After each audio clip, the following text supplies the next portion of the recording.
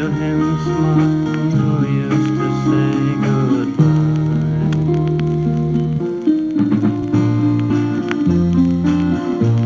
Oh, whatever you say, I'm gonna play. And so this is it. You're listening to a piece of history, the one and only release by Mark Knopfler's band Silverheels and their demo Summer's Coming My Way.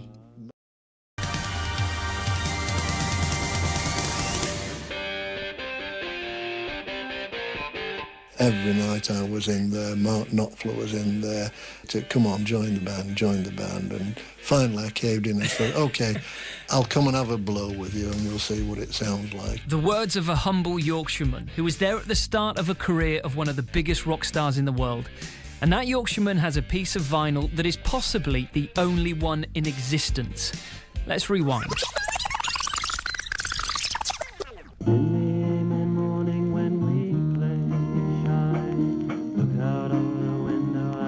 Hi, my name's Dave Johnson.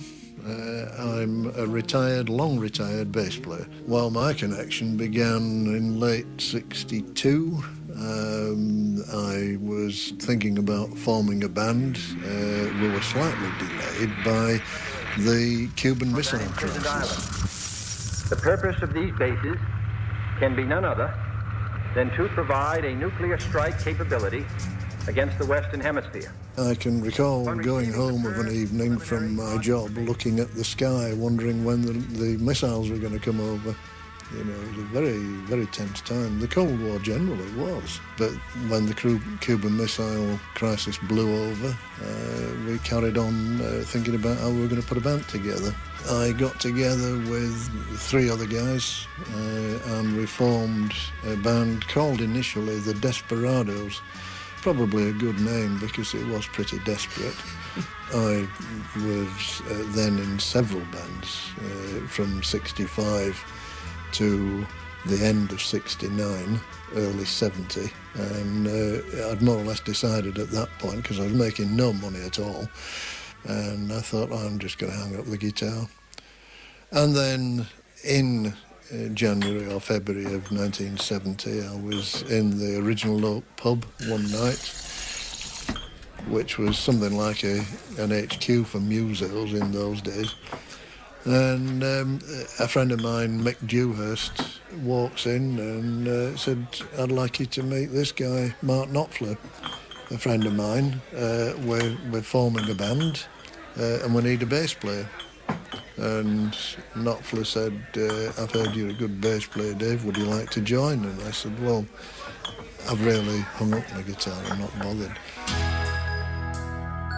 Yep, Dave wasn't bothered. Fortunately, Mark pestered Dave until he finally gave in to a jam. I thought, wow, this guy is good. So, in the April, Mark says, I want to do this disc. And we went to the studio, Harding's studio in Bramley. Mark played us this song, and it was the first time we'd heard it. You know, we're there in the recording studio, and he plays the thing to us, and we sort of picked it up from there.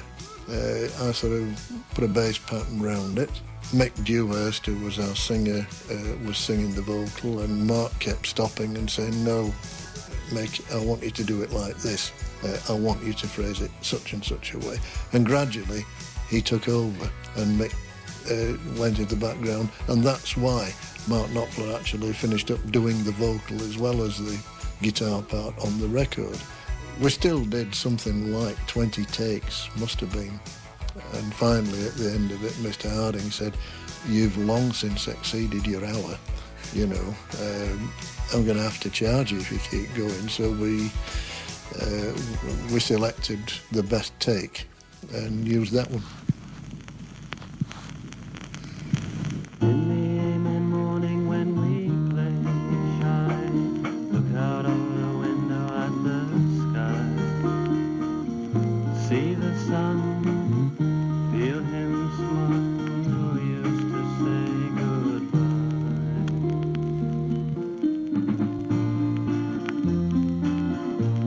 Oh, whatever you say, I'm gonna play. And so this is it. You're listening to a piece of history, the one and only released by Mark Knopfler's band Silverheels and their demo Summer's Coming My Way. Mark always said, we're good enough to make it, let's take the band to London.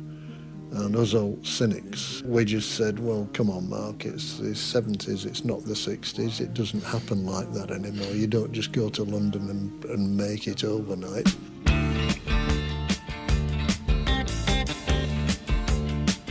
He sort of went off to London. I bumped into his first wife in 74 at a leaving do, and she said rather ruefully, Mark's down in London making it, because of course at that time he hadn't made it. Then 1978, there was this great record came out from a band called Dire Straits, Sultans of Swing. But the penny still hadn't dropped with me until one of my work colleagues said, this band, Dire Straits, the singer in that and the lead guitarist is a guy called Mark Knopfler. Didn't you used to play with him? Yeah, oh, wow, right. So I've dined out on that ever since, really.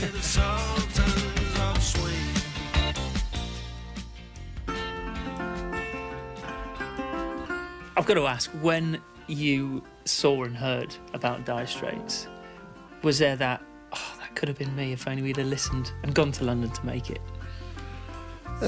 Not really. I know what a hard slog Mark Knopfler must have had. I always remember he said, you know, I don't really like big cities, Dave. They suck everyone in the morning and fart them out at night. There was a charisma about Mark. He once said, all I want to do, Dave, is get on a stage and play my guitar. That's exactly what he got to do, yeah. Hindsight's a wonderful thing. You're listening to The People's History of Pop, the story of West Yorkshire's musical history through memorabilia. Coming up, the unusual dinner guest for one man in Bradford. But a few months ago, I was in a workshop in an engineering factory. And then next minute, I'm sat with Chuck Berry having a curry. First, let me introduce you to Lou Duffy Howard, whose life was changed on Kirkstall Road.